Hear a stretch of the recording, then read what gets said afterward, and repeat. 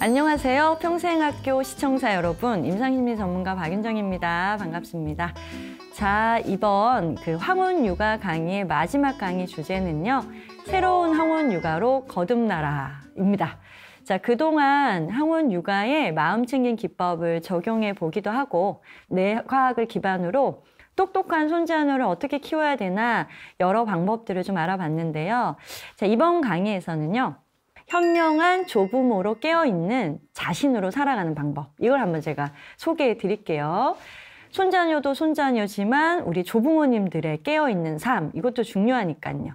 자, 먼저 나이 불문하고요, 육아에서 가장 중요한 것은 나 스스로가 매사에 잘 해내고 있다라는 이 자기 유능감이라는 용어거든요. 들어보셨을 텐데, 자, 이게 뭐냐 보면요, 자, 나 스스로가 손자녀를 잘 돌보고 그다음 성공적으로 육아를 수행할 수 있다라는 믿음인 거예요. 그러니까 자신에 대해서 나는 효율적으로 이 일을 한다. 내가 잘 해내고 있다. 육아든 내 삶이든 모두 나는 효율적이고 괜찮은 사람이야 라는 이런 이제 자기 효능감 개념이 쫙 깔려야 되는데, 이거는 뭐 육아뿐만 아니라 여러 부분에서도 참 좋은 토대가 됩니다. 그래서 조부모님들이 손자녀를 돌봄에 있어서요, 난 정말 이게 너무 힘들어. 내가 이 나이에 잘해서 잘 해낼 수 있겠어? 이렇게 불안한 마음의 태도를 가지고 계시면 이미 마음에서 진 거예요. 이미 황혼 육아는 정신적으로 이미 하지도 않았는데 힘들고, 막 시작이 되면 더 힘들고 막 그렇게 되거든요. 그러니 조부모님들이요, 자신에게 먼저 유능감과 효능감이 생길 수 있는 좋은 내면 대화를 통해서 메시지를 주셔야 돼요. 자, 내면 대화가 뭐냐? 이제 이 강의가 마무리되시면 또는 뭐 지금 들으시면서도 좀 생각해 보시는 건데요. 이 종이를 펴고요, 스스로 힘이 되는 문장을 두어 개 적어 보시길 추천해요. 예를 들어서 영희철수 나오죠. 나 김영희는 하루하루 최선을 다해서 살아가고 있다. 이게 마음챙김 명상에서 자기 자애 명상에도 들어가는 문구들이긴 한데, 나 김영희는 육아를 통해서 배우고 있다. 육아쯤은 일도 아니다. 그리고 하루하루 행복해지고자 노력하고 있다. 이렇게 자신을 응원하는 문장들을요, 내면에 우리가 겉으로 보이는 거는 이제 우리의 실제적인 면이고, 내면 아이가 있다 그래요. 이 내면 아이에다가 이제 힘을 주는 싹을 트게 하는 힘을 주는 언어, 메시지를 주는 거거든요. 희망의 어떤 메시지인데, 다른 사람이 내가 막 좋아하는 탤런트가 있다 그래서 그 사람이 나한테 와서 너 정말 멋진 사람이야 하는 게 의미가 없대요. 심리적으로 이제 연구를 해보면 자기 스스로가 자기 자신에게 해주는 좋은 메시지가 가장 큰 효과가 있다니까, 그거를 이제 내면 아이에게 들려주는 거죠. 이때 이런 심리적 작업으로 유능감이라던가 효능감이 충만해지고 나면 이렇게 생각하시는 거예요. 나는 이 진짜 아이 요즘 하나 낳기도 힘든데요, 두 세대, 그러니까 어머님 때에서 벌써 아이를 낳아 기르셨죠. 그 다음에 이제 밑에 그 아이의 아이 두 세대를 키워낸 훌륭한 양육자다. 이 상당히 큰 자부심을 가지셔도 되고, 자기 만족감과 행복감으로 이제 연결시켜도 됩니다. 그래서 이 다음으로 가면은 이제 육아가 끝났어. 이제 저녁이 됐어요. 우리 육퇴라고 하거든요. 육아 퇴근 이제 하시는데, 그때 마음 챙김의 시간을 가지시길 추천드립니다. 황혼 육아로 이제 나이가 있으셔서 몸도 마음도 많이 쉽게 지치죠. 예전에 비해서는 빨리 지치고 아플 수도 있는데, 그 하루의 어떤 육아의 시간을 잘 보낸 자신을 위로하고 수용하는 시간, 그리고 하루의 쉼표를 찍는 시간을 딱 그냥 알람에다가 딱 10분 정해두고 루틴을 만들어서 하시는 거예요. 이때 추천드리는 방법이요, 나비포옹이라 그래서 이렇게 손을 이렇게 하고 이렇게 포옹을 해주는 거거든요. 자기 자신에게. 이때 오늘도 수고한 그 자신을 안아주는 건데요. 수고했다. 박윤정, 김영희 애썼다. 멋지다와 같이 스스로에게요, 요게 용어가 있어요. 나비포옹을 통한 자기 친절, 그리고 자기 연민이라는 말도 있습니다. 같은 말입니다. 마음챙김 양육에서는 제가 앞서 말씀드린 대로 내가 누군가와 상담하고 누군가에게 교육을 받아서 내가 알아차렸으니까 해봐야지가 아니고 내 마음을 내가 챙겨서 내가 나에게 자비를 하고 내가 나에게 친절한 나를 만난다라는 자가치료의 어떤 일환이기 때문에 조부모님들 스스로가 아주 멋지게 존경스럽게 살아오신 인생의 어떤 그런 선배시잖아요. 그러니까 그 본인 스스로에게 얘기를 해주는 건데 이게 좀 잘 안 된다라고 하시는 분도 있어요. 왜냐하면은 워낙 이타적으로 자식 챙기고 남편 챙기고 뭐 주변 챙기느라 가만히 보니까 내가 나에게 따뜻한 말을 건넸던 때가 언젠가라고 얘기하시는 분들이 있고요. 나이 드신 분들이 특히 조부모님들이 연령대가 중장년층의 분들이 상담을 되게 많이 와요. 근데 그분들의 주제가 뭐냐면 한 해가 지나가는데 내가 나 스스로에게 해준 게 뭐가 있을까 생각하다가 뭔가 나를 위한 내 마음이 힘들었던 거를 좀 털어내고 마음이 좀 편안해지고 싶다. 이런 분들이 단기 상담으로 진짜 많이 오십니다. 자, 근데 어떻게 제가 알려드리냐면은 쉽게 알려드리는 건데 자기 자비와 자기 친절하는 방법 이렇게 하는 거예요. 자, 우리 조부모님들이 친한 친구가 힘든 고민이 있어요. 그럼 어떻게 합니까?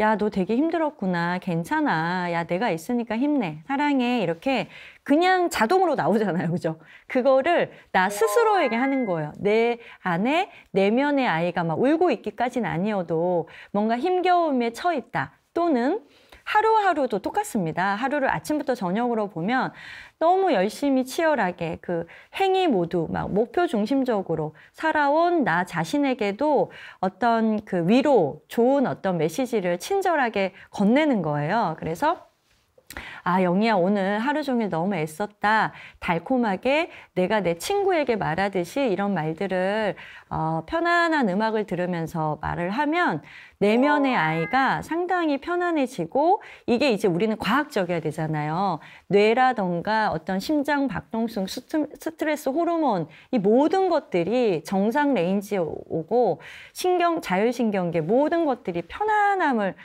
유지하는 그 활성화가 된다 그래요.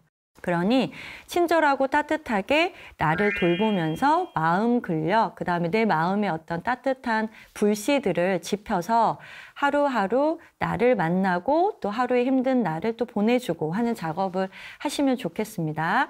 그리고 앞서 제가 앞강에서 육아가 연속적으로 일어난다는 얘기를 한번 잠깐 드렸는데 연속적인 육아에서 가장 필요한 거는 끊어주는 거. 틈틈이 멈추고 서서 느껴보는 거예요.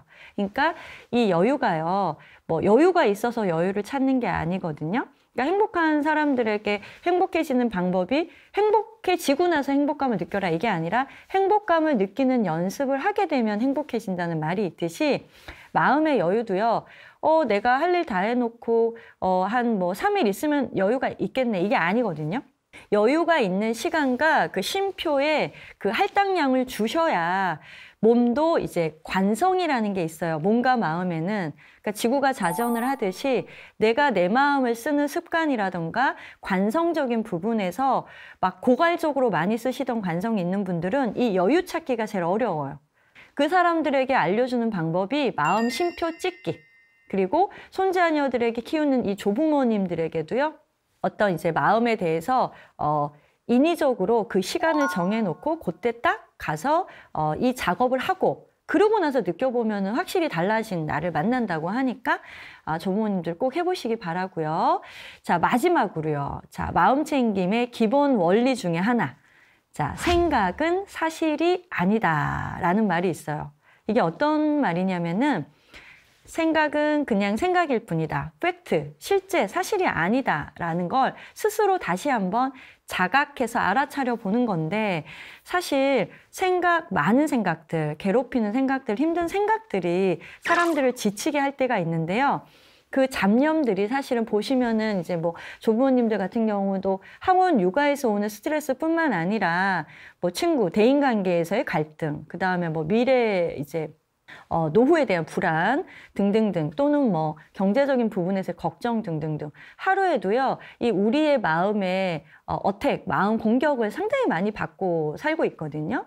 이러한 생각 자체에 집중을 하지를 마라. 그러니까 생각에게 걱정에게 먹이를 안 주는 거예요. 그래서 생각이 그냥 그 강물에 물 흐르듯이.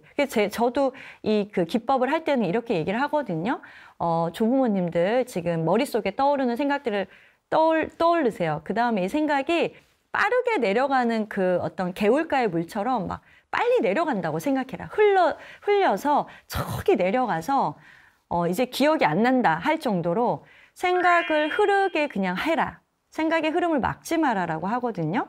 결국은 그 생각이 내가 진짜 일어나면 어떡하지? 라는 불안까지 일으켜서 막 불안장애, 뭐 강박증 이런 것도 생각이 이제 만들어지는 어떤 그 정신과 장애이기도 하니까 생각을 빼고 생각을 없애버리면 나중에 이런 생각이 나에게 왔다 갔다는 것쯤은 알겠는데 그대로 흘러간 생각들로 인해서 지금 내 몸과 마음에는 영향을 안 주는 거예요. 그게 우리가 궁극적으로 원하는 거니까. 그때 생각에 집중하려고 하면 또 이럽니다. 사실 생각이 흘러가게 안 된다. 계속 막 꼬리에 꼬리를 무는 생각 때문에 내가 괴로워 죽겠다. 잠도 못 잔다. 막 불면증이다. 이럴 때 많이 알려드리는 방법이 감각에 집중하기입니다.